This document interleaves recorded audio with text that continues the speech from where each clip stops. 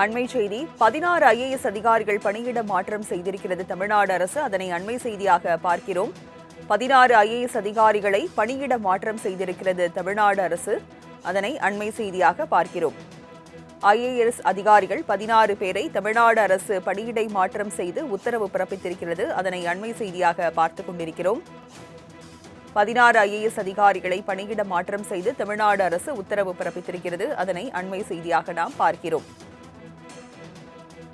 IAS அதிகாரிகள் 16 பேரை பணியிட மாற்றம் செய்து தமிழ்நாடு அரசு உத்தரவு பிறப்பித்திருக்கிறது. அதனை அண்மை செய்தியாக நாம் பார்த்துக் கொண்டிருக்கிறோம். 16 ஐஏஎஸ் அதிகாரிகளை பணியிட மாற்றம் செய்து தமிழ்நாடு அரசு உத்தரவு பிறப்பித்திருக்கிறது. குமரகுருபரன் ஐஏஎஸ் பத்திரப்பதிவுத்துறை செயலாளராக நியமனம் செய்யப்பட்டிருக்கிறார். 16 ஐஏஎஸ் அதிகாரிகளை பணியிட மாற்றம் செய்து தமிழ்நாடு அரசு உத்தரவு பிறப்பித்திருக்கிறது. அதனை அண்மை செய்தியாக பார்த்துக் கொண்டிருக்கிறோம்.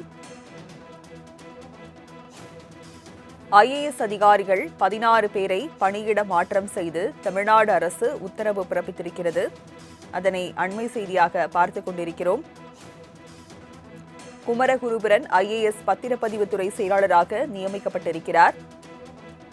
தமிழ்நாடு அரசு இந்த உத்தரவை பிறப்பித்திருக்கிறது. ஐஏஎஸ் அதிகாரிகள் 16 பேரை பணியிட மாற்றம் செய்திருக்கிறது தமிழ்நாடு அரசு. சந்தீப் நந்தூரி ஐஏஎஸ் தொழில்கள் முதலீட்டு மேம்பாடு மற்றும் வர்த்தகத்துறையின் சிறப்பு செயலாளராக நியமனம் செய்யப்பட்டிருக்கிறார். விவரங்களை செய்தியாளர் நௌஷாத் வழங்க கேட்கலாம். நௌஷாத், 16 ஐஏஎஸ் அதிகாரிகளை பணியிட மாற்றம் செய்திருக்கிறது தமிழ்நாடு அரசு. விவரங்களை பதிவு பண்ணுங்க. வணக்கம் லட்சுமி. தமிழ்நாடு அரசு தொடர்ந்து நிர்வாக ரீதியாக மாற்றங்களை மேற்கொள்வதற்காக பல்வேறு ஐஏஎஸ் அதிகாரிகளை மாற்றம் செய்வது பார்க்கப்படுகிறது. சில ஐஏஎஸ் அதிகாரிகள் முக்கிய பொறுப்புகளும் வழங்கப்படுகிறது. அதனால் அந்த அடிப்படையில் 16 ஐஏஎஸ் அதிகாரிகள் மாற்றம் செய்திருக்கிறார்கள். இருந்த சென்னை மாநகர ஆணையாளர் குறிப்பாக குமரகுரு பத்திரப்பதிவுத்துறை செயலராக நியமிக்கப்பட்டிருக்கிறார். சந்தீப் நந்தூரி ஐஏஎஸ் தொழில் முதலீட்டு மேம்பாட்டு மற்றும் வர்த்தகத்துறை சிறப்பு செயலராக நியமனம் செய்யப்பட்டிருக்கிறார். சோபா ஐஏஎஸ் பொறுத்தவரைக்கும் ஜவுளித்துறை ஆணையராக நியமனம் செய்யப்பட்டிருக்கிறார். ஷில்பா பிரபாகரை பொறுத்தவரைக்குமே தொழிலாளர் நலத்துறை ஆணையராக நியமனம் செய்யப்பட்டிருக்கிறார். தொடர்ந்து 16 ஐஏஎஸ் அதிகாரிகளும் மாற்றம் செய்யப்பட்டிருக்கிறார்கள்.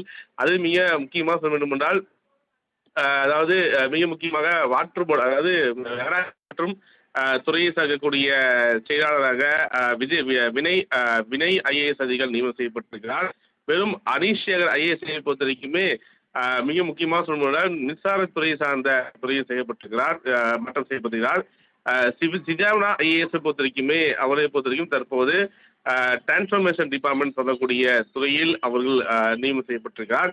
தொடர்ந்து 16 ஐஏஎஸ் அதிகாரிகள் ஒவ்வொரு துறை சார்ந்து நியமனம் செய்திருப்பது மிக முக்கிய ஒன்றாக தொடர்ந்து புதிய அரசு அடைந்தவுடன் மூத்த ஐஏஎஸ் அதிகாரிகள் மிக முக்கிய துறைகளுக்கு மாற்றம் செய்யப்பட்டார்கள். குறிப்பாக சமீரன் ஐஏஎஸ் அதிகாரியை பொறுத்த வரைக்கும் சென்னை மெட்ரோபாலிட்டனுடைய அதாவது சென்னை மாநகர ஆணையர் நியமனம் செய்து அங்கிருந்து குமரகுருவை மாற்றம் செய்யப்பட்டிருந்தார்கள்.